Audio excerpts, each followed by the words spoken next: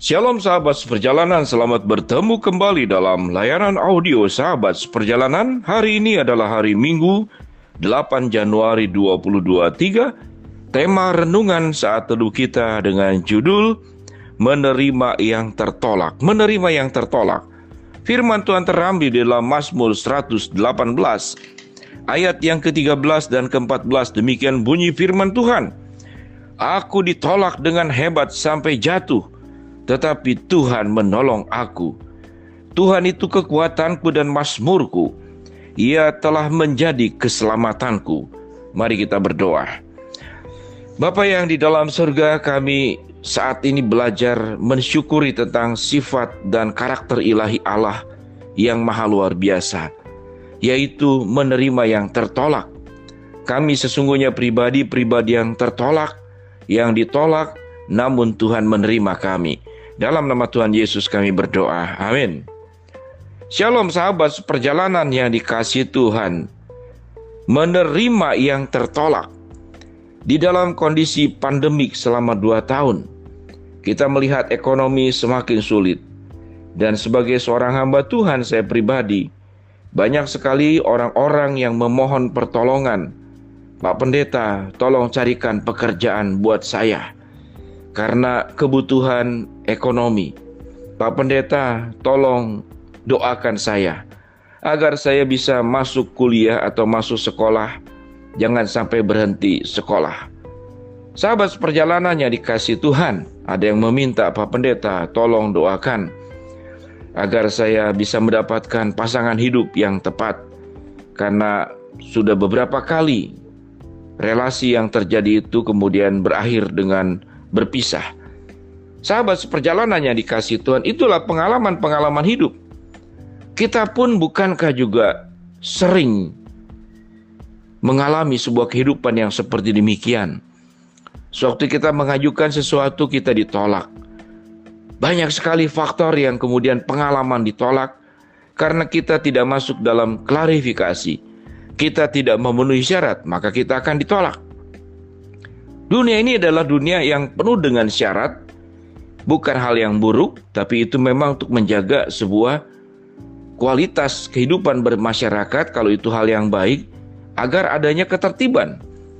Saudara tidak boleh naik pesawat terbang kalau belum PCR atau antigen misalkan. Anda akan ditolak. Itu adalah demi kebaikan. Namun juga ada penolakan-penolakan di dalam rangka karena memang terhina, karena memang kita tidak berkapasitas, karena memang tidak kita masuk dalam kelas dan kastanya mereka, kita ditolak.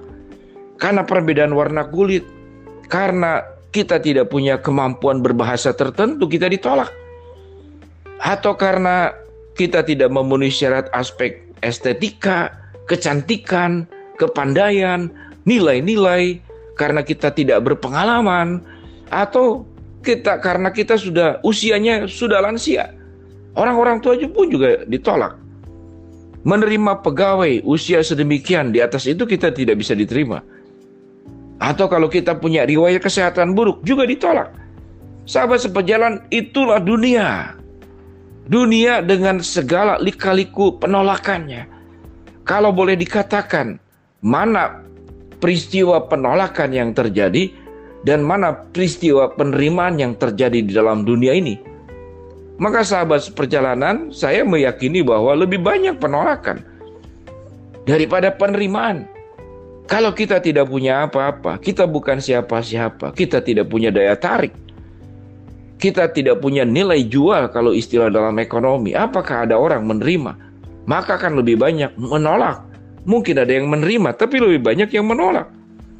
Namun sewaktu kita belajar daripada karakter Allah, apa yang firman Tuhan katakan? Aku ditolak dan hebat sampai jatuh. Ini pemazmur Daud. Tetapi Tuhan menolong aku. Siapa yang lebih banyak menolak dunia ini? Siapa yang menerima tanpa syarat? Yaitu Tuhan. Tuhan itu kekuatanku dan mazmurku. Ia telah menjadi keselamatanku. Apalagi dalam ayat yang ke-12 dikatakan, mereka mengelilingi aku seperti lebah. Mereka menyala-nyala seperti api duri. Demi nama Tuhan, sesungguhnya aku pukul mereka mundur. Mengapa punya kemampuan memukul mundur?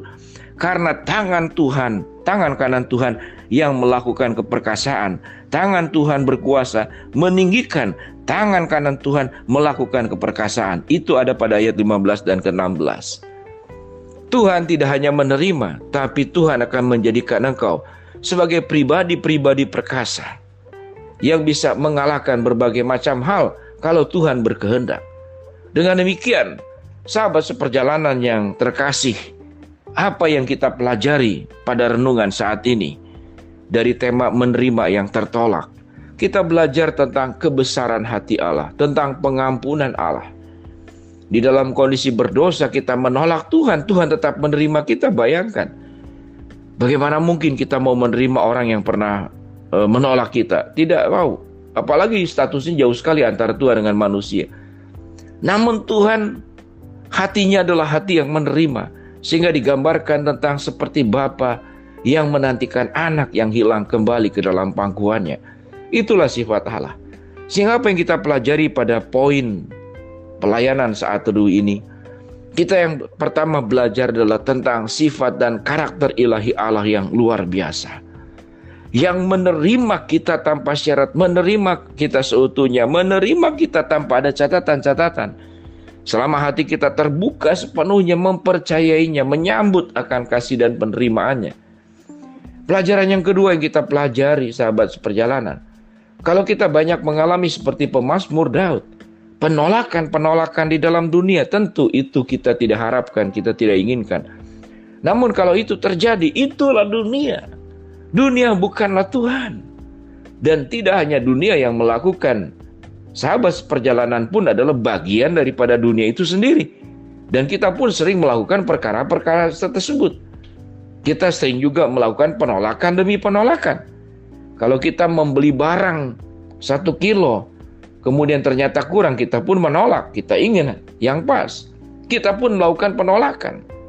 Jadi kita pun adalah bagian daripada kebiasaan menolak tersebut. Jadi jangan terlalu kecewa, karena dunia bukanlah Tuhan. Maka pelajaran yang ketiga, sahabat seperjalanan, kalau Tuhan itu adalah Tuhan penerima dan bukan Tuhan penolak, maka biarlah sifat daripada karakter Allah, karakter ilahi Allah itu menjadi bagian daripada diri kita. Bagaimana kita bisa memulihkan mereka-mereka yang tertolak, mereka-mereka yang terpinggirkan, mereka-mereka yang terbuang, mereka-mereka yang tidak diperhitungkan. Namun dengan karakter Allah yang sudah melekat menjadi bagian karakter setiap sahabat seperjalanan, maka sahabat seperjalanan pada saat yang bersamaan itulah kita menjadi perpanjangan kasih Allah, perpanjangan penerimaan Allah, menjadi alat di tangan Allah untuk membawa kebaikan, anugerah, pengampunan, kasih, penerimaan dari Allah kepada dunia ini. Agar dunia bukan datang kepada kita tentunya, tapi datang kepada Allah. Bertemu dengan Allah. Mereka-mereka yang tertolak bertemu dengan Sang Penerima Agung yang Maha Kasih, yang Maha Mengampuni, yang Maha Mencintai, yaitu Allah sendiri dalam Kristus Yesus. Sahabat seperjalanan, mari kita berdoa. Bapa yang di dalam surga, terima kasih buat kebenaran firman Allah. Kami sudah belajar.